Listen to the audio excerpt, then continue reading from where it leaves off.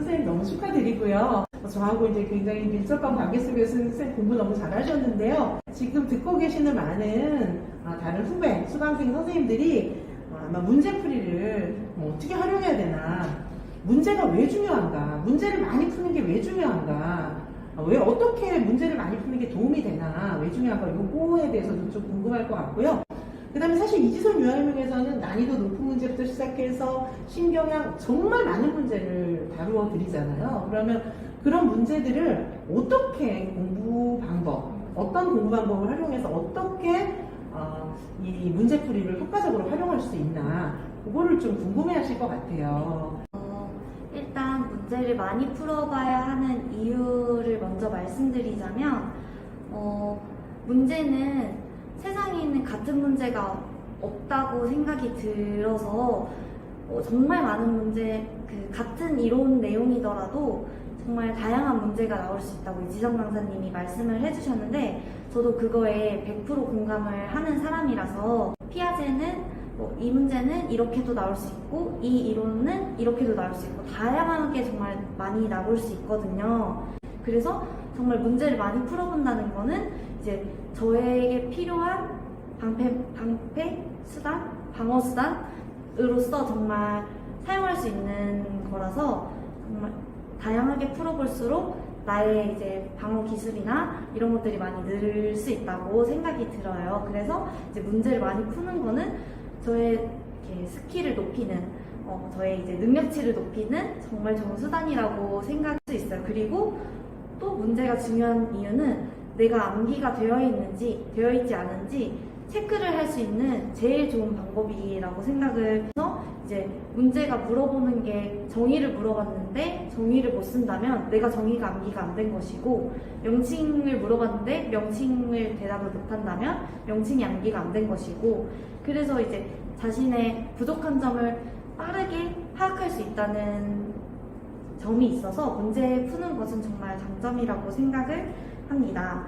이제 문제 풀이를 활용하는 방법은, 저는 이제 문제를 풀고 나면 채점을 하고 그다음 그걸 영역별로 나눠요. 그래서 이제 뭐 신체는 신체 파트에 끼워놓고 의사소통은 의사소통 파트에 끼워놓고 하면서 이제 영역별로 다 모아놓고, 이제 문풀반이 끝날 때쯤 한 8월, 9월 때는 이제 전범위를 계속 보기 때문에 전범위를 영역별로 돌릴 때 내가 부족했던 부분이 무엇이었는지 다시 한번 보면서 틀렸던 문제만 다시 또 풀어보기도 하고, 이제 신체 파트 공부할 때 신체 문풀을 꺼내서 이제 신체 문풀 풀면서 공부를 하고, 이런 식으로 영역별로 이지성 강사님은 이제 한 영역별로 이제 문제를 다 주시는 게 아니라 전범위가 모여있는 문제들이 되게 많았어서, 이거를 이제 교과별로 나눠서 그 해당 교과를 암기하거나 그 해당 교과를 공부할 때 이지성 강사님의 문제풀이를 다시 꺼내서 틀렸던 거나 외워야 될 거나 이런 것들을 다시 공부를 하면서 활용을 했던 것 같아요. 그래서 틀렸던 문제 2번, 3번 더 풀어보고 이렇게 활용을 했던 것 같습니다. 그래서 이제 뭐 따로 오답노트를 만들지는 않았고,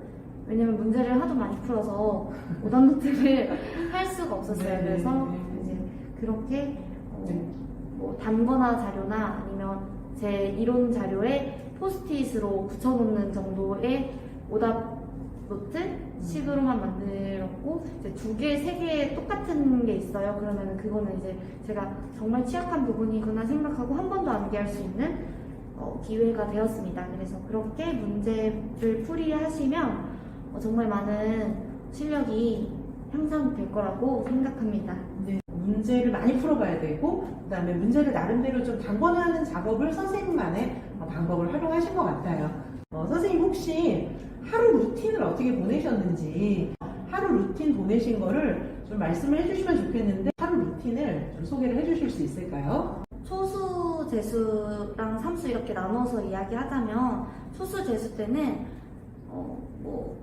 이론반 때는 강의 위주로 많이 들었던 것 같아요. 그리고 이제 초수 때는 강의 이해하는 데 많이 시간을 썼고, 그 다음에 이제 재수 때는 이해는 다 했기 때문에 암기하는데 시간을 많이 썼어요. 그래서 이론반 강의 때 무조건 암기를 쭉 시작해서 발달 파트를 나가고 있다면 저는 그 주에 발달을 다 암기해서 그 주 토요일 날에 발달 이제 백지 쓰기를 키워드 중심으로 백지 쓰기를 해서 목차별로 암기를 차근차근 시작했습니다. 그래서 6월에 암기를 다 끝냈어요.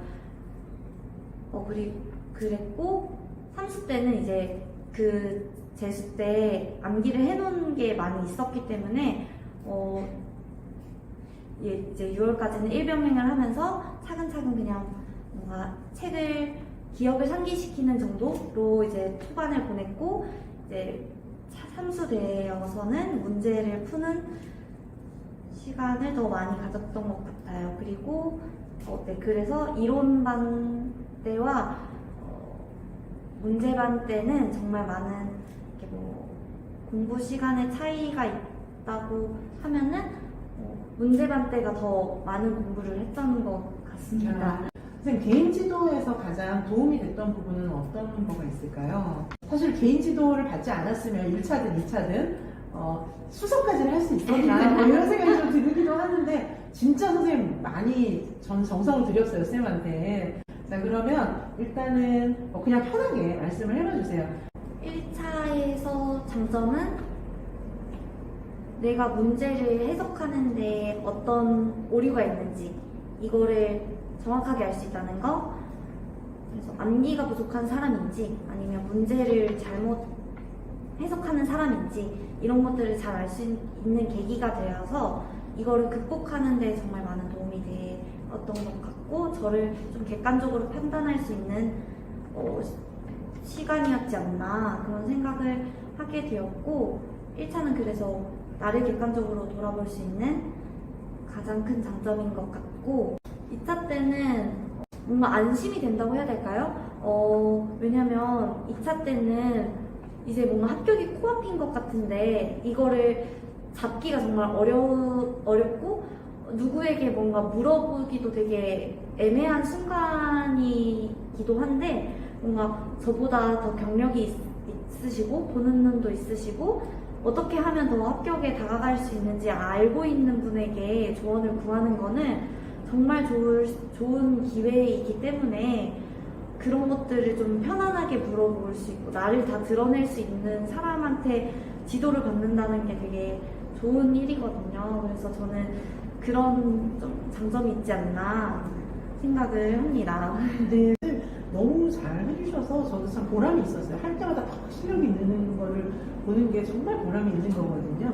자, 그리고 마지막으로 한 가지만 더 여쭤볼게요. 지금 많은 선생님들이 이제 문제풀이도 되게 중요하지만은 암기에 대한 부담도 너무 크잖아요. 암기 방법 추천해 줄 수 있는 것 좀 쉽게 간단하게 좀 설명을 해 주실 수 있을까요? 암기는 초수분들에게는 정말 말해주고 싶은 게 목차부터 외워주시라는 말을 꼭 하고 싶어요. 저는 초수 때 목차 암기 없이 그냥 되는 대로 외웠거든요. 그러니까 이제 머릿속에 잘 안 들어오더라고요. 그래서 재수 때 이걸 보완해서 목차부터 암기를 했더니 정말 책이 그냥 술술 읽히고 책을 안 봐도 책 페이지를 찾을 수 있을 정도로 암기가 잘 되었거든요. 그래서 목차를 암기하는 것이 제일 중요하고 처음부터 다 끝까지 암기하려고 하기보다 목차, 대주제, 소주제, 그 다음에 용어 이런 식으로 점점 나아가면서 회독수를 늘리는 게 중요하지 한 번에 다 암기하려고 하는 욕심보다는 목차 암기하면서 1회독하고 목차와 소주제를 같이 보면서 2회독을 하고 목차와 소주제, 용어 이런 식으로 해서 3회독을 하고 이런 식으로 빠르게 여러 번 다 회독을 하는 게 정말 암기의 효과가 좋습니다. 그래서 이제 이런 암기 방법을 쓰는 게 제일 좋고 두문자도 정말 유용하게 활용했던 것 같아요. 네, 지금 들으셨죠? 제가 지금 이제 암기장하고 이런 거 활용해서 지금 초반에는 다 완벽하게 외우려고 하지 말고 이해하고 그 다음에 이제 지금 말씀하셨던 것처럼 전체를 보고 그 다음에 세부적으로 암기를 해야지 그 영어 단어 외우듯이 처음부터 막 그렇게 막 우리가 뭐 그 한 장을 머릿속에 복사해 넣을 수는 없는 거여서 말씀드리고 있는데 역시 수석 합격하신 선생님께서는 또 제가 늘 평소에 얘기했던 그런 방법 실천해 오신 게 아닌가 이런 생각이 듭니다. 선생님 장시간 너무 고생 많으셨고요. 마지막으로 혹시 한 가지 더 덧붙여서 간단하게 당부해 주실 말씀이 있으면 그것만 듣고 너무 감사하게도 이 자리를 좀 마무리해야 될 것 같아요. 전에 말했던 것처럼 공부는 혼자 하는 거라고 말씀을 드렸지만 저는 스터디 의존형이어서 스터디를 굉장히 많이 했어요.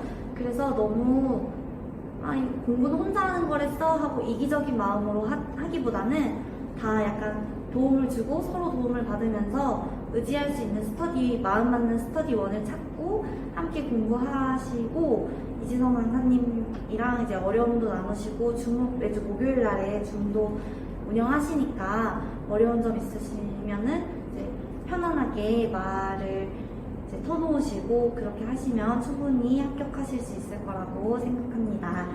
네.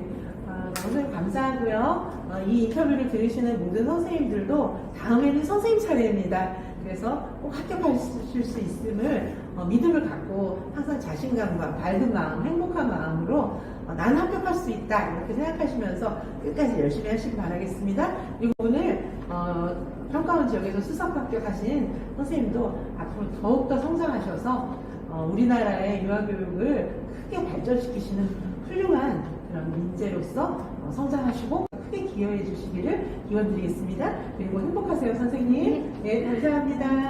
네.